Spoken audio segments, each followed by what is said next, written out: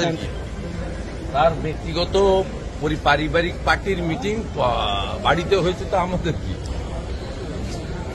এটা কোনো রাজনৈতিক দল নাকি? একটা ফ্যামিলির মিটিং হচ্ছে, ফ্যামিলিতে হচ্ছে, বাড়িতে হচ্ছে, কি আছে? অভিষেক বন্দ্যোপাধ্যায় আজকে দিল্লি গেলেন কিছুক্ষণের আগে, এবং সেখানে ইন্ডিয়া জোটের বৈঠক। না না, তাতে কি আছে? ইন্ডিয়া জোট বলে কিছু নেই, ইন্ডি বলে একটা আছে। আমরা সকলে অত্যন্ত ব্যথিত, চিন্তিত। বাংলাদেশের হিন্দুদের অস্তিত্ব রক্ষার লড়াইয়ের যিনি নেতা চিন্ময় কৃষ্ণ প্রভুকে দুপুরবেলা মৌলবাদী ডক্টর ইউনূস সরকার গ্রেপ্তার করেছে। আমরা এই খবরটা পেয়ে অত্যন্ত বিচলিত এবং চিন্তিত। মমতা ব্যানার্জির ফ্যামিলিতে কি মিটিং, সিটিং, ইটিং হয়েছে সেটা নিয়ে উই আর নট ওরিড। আমরা এটা নিয়ে ওরিডও নই, চিন্তিতও নই, আমরা ভাবিতও নই।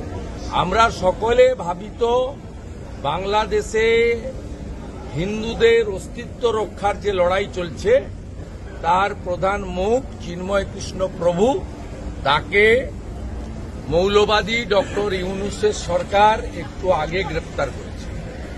আমরা নিঃশর্ত মুক্তি দাবি করছি। মুক্তি না দিলে বাংলাদেশ ডেপুটি হাই কমিশনেও বিক্ষোভ হবে এবং বাংলাদেশ বর্ডারে সনাতনীরা ধ্বজ নিয়ে অবরোধ করবে, যাতে বাংলাদেশে ভারত থেকে পশ্চিমবঙ্গ দিয়ে আমরা কোনো পরিষেবা নিতে দেব না। অবিলম্বে ইউনূসকে বলবো রাত্রে ইমিডিয়েটলি মুক্তি দিতে হবে।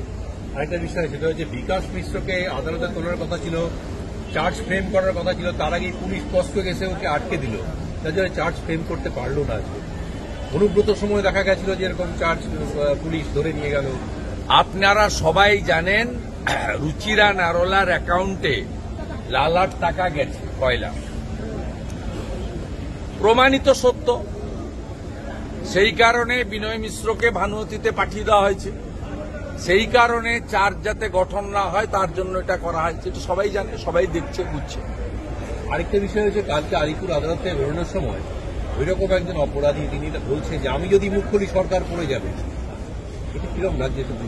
সে যদি মুখ খুলে সরকার পড়ে যাবে, তাৎপর্যপূর্ণ লাগছে না ব্যাপারটা? সরকারটা তো ব্যানার্জি পরিবার বা মমতা ব্যানার্জি, স্বাভাবিকভাবে ওই পরিবার সম্পর্কে এবং মমতা ব্যানার্জি মুখ্যমন্ত্রী বা তার ভাইপোর সম্পর্কে এমন কিছু তথ্য বিকাশ মিশ্রর কাছে আছে, তাই তিনি বলছেন।